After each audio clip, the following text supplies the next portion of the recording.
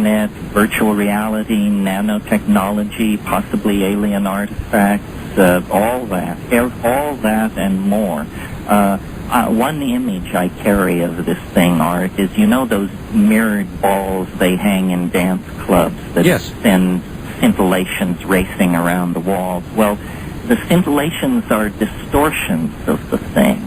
And so as we approach this transcendental object at the end of time, there will be more and more breakdown of ordinary reality and more distorted scenarios of what it is. That clearly is a process underway now.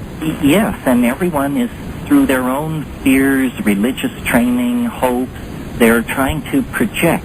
What is it? What is it? And there's a lot of fear, a lot of uncertainty. I am not afraid of it. I would really like, one of the great things about the psychedelic aliens is they don't vibrate with this strange vibe that the fetal trading grays of popular media vibrate with. It's a much more upbeat and affirmative kind of alien contact that occurs through the plant. This one plant, or this one drug that you described, dimethyltryptamine. DMT. I don't know what that is. Well, what makes it so attractive in a discussion like this, Art, is it's one of the most powerful of all the psychedelics, but it only lasts 5 minutes. 5 minutes? 5 minutes. So someone who has spent a lifetime dissing psychedelics or denying the existence of the paranormal, for that matter, should at least be willing to invest 5 minutes. We've never lost anybody. You pick yourself up and go on about your business. 5 minutes? 5 minutes.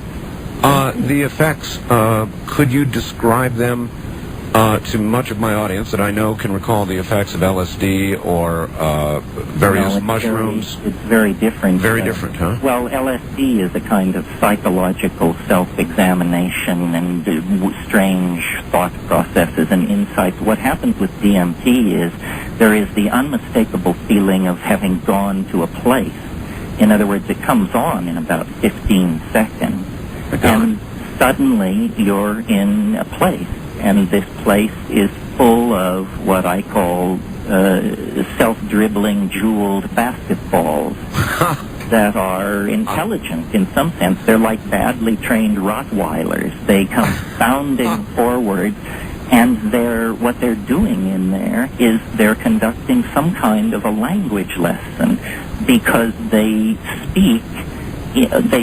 They have a language which you can see is the only way I can explain it. What is the source of DMT? Is it a manufactured drug? It can be, but its source is really in nature, in plants like Psychotria viridis, Desmanthus illinoisensis. There's a whole bunch of this Latin salad.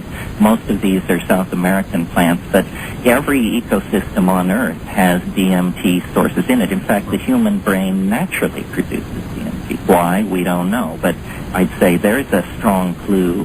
Here's a drug which causes people to see little creatures, and this same substance occurs naturally in the human brain. Now, I'm not saying that's the answer to the UFO phenomenon, but how many people have looked at this and pursued it? Well, then let me ask this. There are many who claim to have been abducted, Terence, and if DMT is a natural occurring substance in the brain, your theory could probably be verified by measuring those who have claimed to be abducted.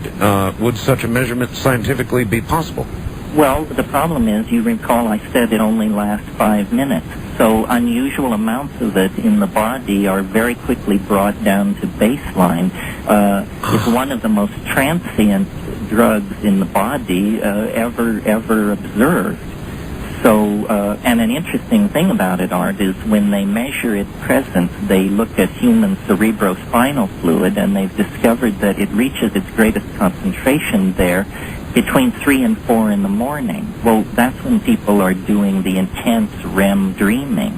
Yes. And so I think what You know, the Australian Aboriginals have this concept of the dream time. Yes. And I think when you put the dream time, the chemistry of DMT, the abduction stories together, and the depth with which modern media has programmed and messed with people, you're very close to being able to begin to talk about the alien phenomenon. I think there are aliens, but I think they can only reach us through our minds.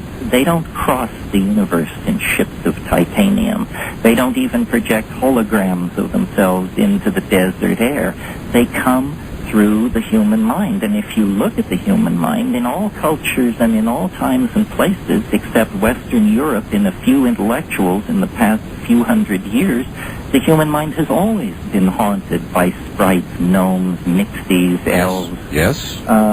So I don't see the UFO, the modern wave, as anything more than the latest wave of this mysterious relationship we have with disembodied minds through the imagination. Well, then people say, well, so this is the old psychological reduction argument. No, because when I say the human imagination, I don't mean some paltry psychological function. I think the human imagination is the largest part of us and where we're going to spend most of the rest of human history. Hear, hear. All right. How is such a theory greeted by the majority of people who listen to it? I mean, right now I'm getting a lot of faxes, and a lot of people are really hearing what you're saying.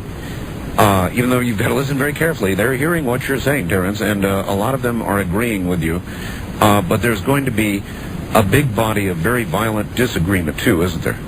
Well, yes, there are some very large eggs at stake in this game. I mentioned science and the need to revive probability theory.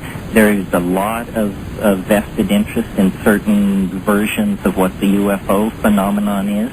But you see, what I bring to all of this, and speaking for the psychedelic community, what we bring to all of this is not simply another rap or another tall tale, but a method. Oh, no, I hear that. So then would you suggest that sightings of UFOs, abduction encounters, are, if you could be there measuring a burst of DMT, you'd certainly find it at that moment? I think you would find it. And I think you would also, another place where you would find it is at human death. I think this is very important. And at human death? At human death. I think as we die, we have, if we haven't had it, a DMT trip. I also think probably every night in these deep dream states, we penetrate into realms from which we can remember almost nothing. Well, then, that would be another moment at which you should be able to measure a spike in DMT level in the brain. Are you talking about death? No.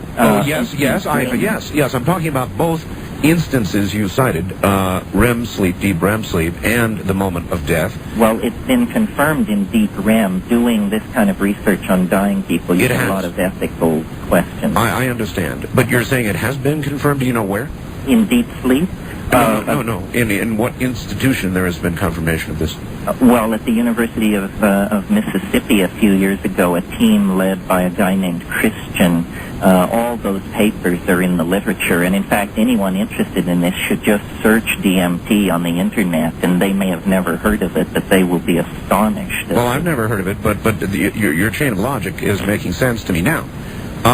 Let us talk for a second about paranormal events. As we approach time wave zero, it is your contention, I think, that paranormal events, ghosts, poltergeists, paranormal events of all manner and shape will begin to increase, which would suggest, I think, that DMT spikes will be increasing. Yes?